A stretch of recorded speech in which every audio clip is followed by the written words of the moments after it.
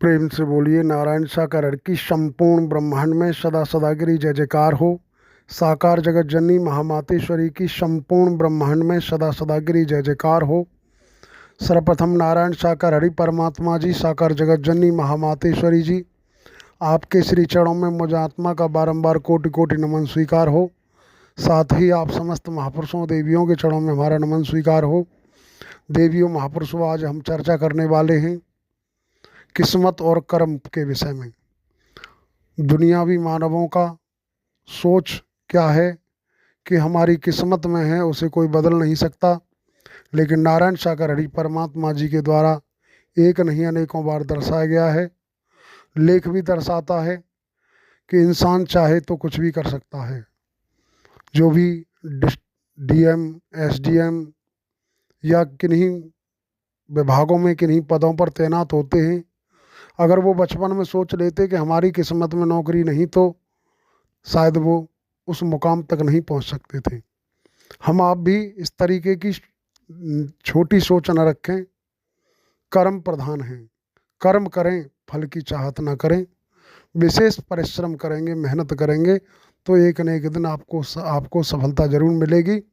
लेकिन लगन और निष्ठा के तहत अगर कर्म करेंगे तो सिर्फ नॉर्मल दिखावा किया तो बात बनने वाली नहीं। हम पढ़ाई लिखाई करते हैं, पढ़ाई लिखाई के दौरान हम विशेष मेहनत करते हैं, विशेष लगन रखते हैं तो सफलता जरूर मिलती है।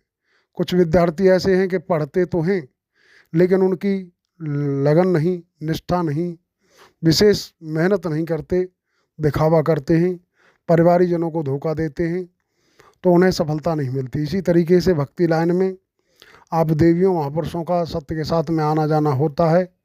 हम आप परमात्मा नारायण हरि जी का वचन मान करके सदकर्म करें, सेवा कर्म करें, इधर उधर ताका झांकी न करें, कौन क्या कर रहा है कौन क्या नहीं कर रहा। हमें दाएं बाएं आगे पीछे देखने की आवश्यकता नहीं।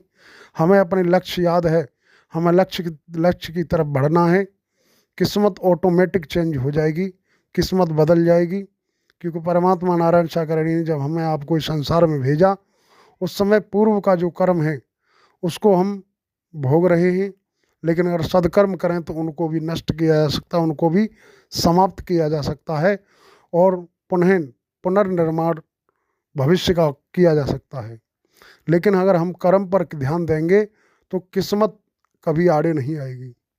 गरीबी हमारे जीवन में है, गरीबी इसको लेकर के हम जी रहे हैं। अगर मेहनत करेंगे तो हमें सफलता जरूर मिलेगी। कोई भी कार्य करते हैं हर कदम पर अपने आराध्य का सहयोग लें, बुजुर्गों का आशीर्वाद लें। अगर हम कोई कार्य करते हैं बड़े बुजुर्गों का आशीर्वाद बहुत ज़रूरी है।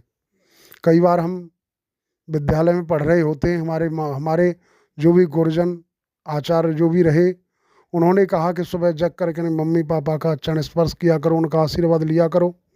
कुछ दिन हमने दिखावा किया, उसके बाद फिर उसी माहौल में ढल गए। हमें माँ बाप के चरणों में झुकने में शर्म आती है तो फिर सफलता कहाँ से मिलेगी। बड़े बुजुर्गों का आशीर्वाद, बड़े बुजुर्गों की दुआओं से हमें सफलता प्राप्त होती है। साथ ही मेहनत भी करनी पड़ेगी। किसी भी एंगल में, किसी भी पॉइंट पर, किसी भी क्षेत्र में कोई भी कार्य करें, आप किसान हैं, मजदूर हैं, आप कोई भी पढ़ाई लिखाई कर रखी है, कहीं जॉब की तलाश में हैं, बड़े बुजुर्गों का आशीर्वाद लें, नारायण साकार हरि परमात्मा जी के चरणों में ध्यान लगाएं और भरोसा रखें। भरोसा हमें कहाँ से कहाँ पहुँचा देता है। भरोसा इतना होना चाहिए, अटूट होना चाहिए, दृढ़ संकल्पित होना चाहिए हम कि नारायण साकार हरि परमात्मा जी हम पर सफलता, हमें जरूर मदद करेंगे हमारी। हम अगर सोच लेते हैं, सोचने वालों को सफलता मिलती है, जो नहीं सोच बनाते उनको सफलता नहीं मिलती। कोशिश करने वालों की कभी हार नहीं होती और मक्कारों की कभी जय जयकार नहीं होती। ऐसे ऐसे हमारे देश में तमाम ऐसे ऐसे महापुरुषों के नाम आते हैं, देवियों के नाम आते हैं, जिन्होंने विशेष परिस्थितियों, परेशानियों को झेलते हुए कितनी ऊंचाई तक पहुँचे, कितने और नाम अमर किया है। उनका नाम आज इतिहास में अमर है। तमाम जीवित भी हैं ऐसे कई एक, जिन्होंने प्रतियोगिताएं तमाम जीती हैं, सफलता प्राप्त की है। अगर वो पहले ही सोच लें कि हम ऐसा नहीं कर सकते, ऐसा क्यों नहीं कर सकते, बहुत कुछ कर सकते हैं। इंसान जो चाहे सो कर सकता है। जब हवाई जहाज आसमान में उड़ सकता है हवाई जहाज उड़ाया जा सकता है, मोबाइल बगैर किसी तार के, बगैर किसी लिंक के मोबाइल से हम वीडियो कॉल करके, दूर देश में कोई बैठा है उससे वीडियो कॉल के माध्यम से आमने सामने चर्चा हो सकती है, बात हो सकती है। ये इंसान ने ही तो बनाया है मोबाइल। तो हम आप ऐसे अपने आप को इतना छोटा क्यों समझ लेते हैं? इस तरीके से इतना अपने आप को मायूसी वाली परिधि में क्यों ले जाते हैं?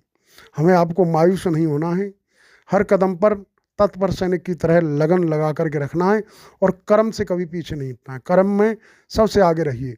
होड़ दुनिया में करते हैं कि इसके पास एक गाड़ी है तो हम 2 गाड़ी लेंगे। कर्म की होड़ कीजिए कि ये कर रहा है, इससे ज़्यादा हम मेहनत करेंगे। ज़्यादा मेहनत करोगे तो ज़्यादा बड़ी सफलता मिलेगी आपको। तो बस यही हम कहना चाहते हैं कि हम कर्म पर ध्यान दें, फल की चाहत ना करें। आज किया और कल मांगे। मान लीजिए आज हमने पौधा लगाया और कल उस पौधे से फल की चाहत रखें तो कल वो पौधा फल नहीं दे सकता। पेड़ लगाया है तो उसकी देखभाल रखें, पानी लगाएं, जो भी उसमें खरपतवार है उसका जो भी कीटनाशक दवाओं का जो भी सहारा लेना है उसे लें और उसकी देखभाल रखें। समय अनुसार जब पेड़ पूरा पेड़ हो जाएगा फिर उस पर फूल आएगा, फल भी आएगा।